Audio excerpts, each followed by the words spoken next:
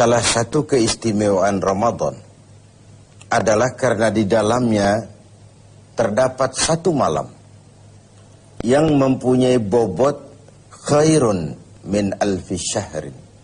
Satu malam tetapi lebih baik daripada 1000 bulan. Kita sebut itu sebagai Lailatul Qadar. Kapan sih Lailatul Qadar itu? Dan bagaimana kita harus menyikapinya?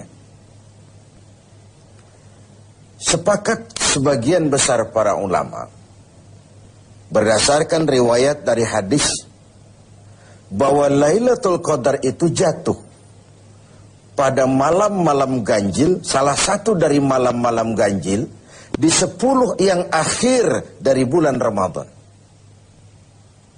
Bisa dia tanggal 21, 23, 25, 27, 29 di malam-malam ganjil dari 10 yang akhir. Inilah rahasia kenapa baginda Rasul kalau sudah masuk 10 yang akhir dari Ramadan, hamparkan, sing-singkan lengan baju, hamparkan sajadah, dan lebih banyak di masjid ketimbang di rumah. Ini bedanya baginda Rasul dengan kita. Kita sudah memasuki 10 yang akhir, gulung sajadah. Tengok 10 yang akhir, barisan tarawih di masjid mulai mengalami kemajuan. Orangnya makin susut. Sudah berpikir mudik, sudah berpikir beli pakaian baru, sepatu baru, baju buat anak, oleh-oleh buat orang tua, sehingga konsentrasi ibadah buyar.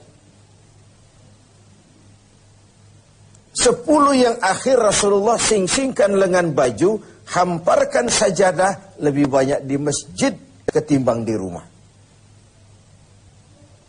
Nah, mereka tentu yang ingin mendapatkan Lailatul Qadar, menemukan Lailatul Qadar, harus sudah berniat dan berjaga-jaga sejak awal Ramadan. Jadi tidak bisa pakai ilmu untung-untungan. 20 Ramadan tidak tarawih, 21 berangkat ke masjid, 22 libur lagi, 23 masuk. Kenapa? Wah, ini malam ganjil. Tidak seperti itu moralitasnya. Dia berjaga-jaga sejak awal Ramadan untuk mendapatkan Lailatul Qadar itu. Bagaimana kita harus menyikapi Lailatul Qadar ini? Tentu kita harus melihatnya dari sisi betapa rahman dan rahimnya Allah itu. Maha kasih, maha penyayang, maha pengampun, maha menerima taubat. Umat-umat terdahulu sebelum kita diberikan umur yang relatif panjang. Nabi Adam 2000 tahun. Nabi Nuh 950 tahun. Rata-rata umatnya ya sekian itu umurnya. Jadi secara hitung dagang, kalau 300 tahun mereka bergelimang dosa, kan masih punya stok 400 tahun untuk bertaubat. Umpama hitung-hitungannya harus begitu. Kita umat Nabi Muhammad ini, umat terakhir ini, diberikan umur yang relatif pendek. Bahkan kalau mencontoh kepada Rasul, 63 tahun beliau wafat meninggalkan kita semua. 63 tahun. Taruhlah kita seperti itu.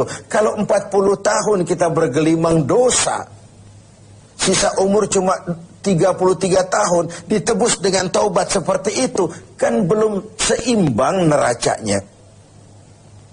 Apa dosa lalu harus tidak terampuni? Apa tidak ada peluang untuk melakukan pemutihan terhadap seluruh kesalahan yang pernah kita lakukan?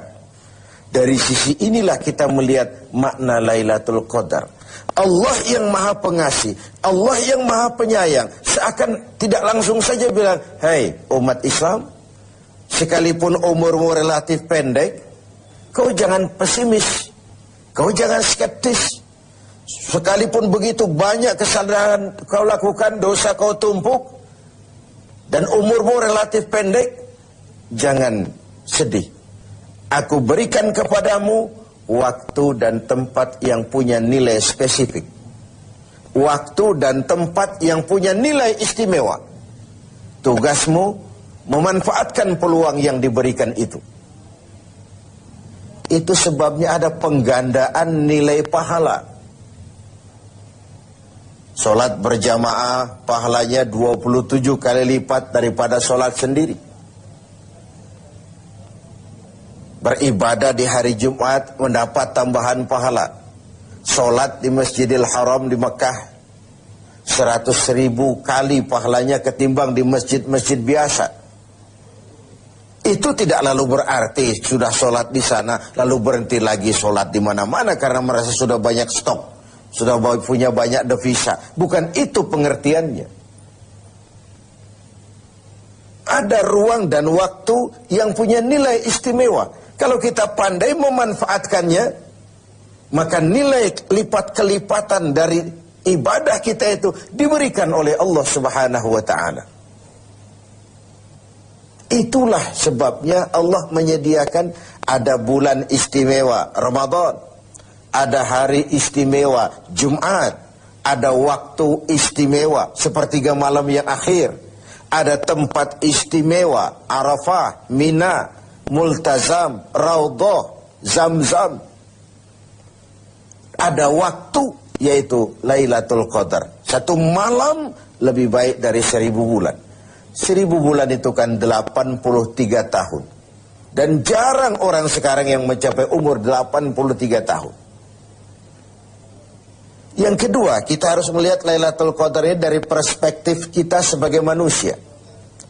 Tidak ada orang yang tidak pernah salah. Sengaja atau tidak, kecil atau besar, khilaf atau terpaksa, setiap kita mesti pernah melakukan kesalahan. Ya kepada sesama manusia, ya juga kepada Allah. Salah kita kepada Allah, kita bertaubat langsung kepadanya. Sampai-sampai di hadis kursi dikatakan, "Lau amiltumul khataya hatta mala'atis sama, summa nadimtum fataballahu alaikum." Kalaupun kamu berbuat dosa, penuh langit dengan dosamu, kemudian kamu menyesal, bertaubat, Allah pasti akan menerima taubat kamu. Lalu bagaimana sih taubat yang sebenarnya itu? Kata para ulama, taubat yang sebenarnya itu pertama, meninggalkan perbuatan jahat. Yang kedua, berjanji tidak akan pernah mengulanginya lagi. Yang ketiga, menyesal pernah melakukannya. Inilah 3 syarat utama.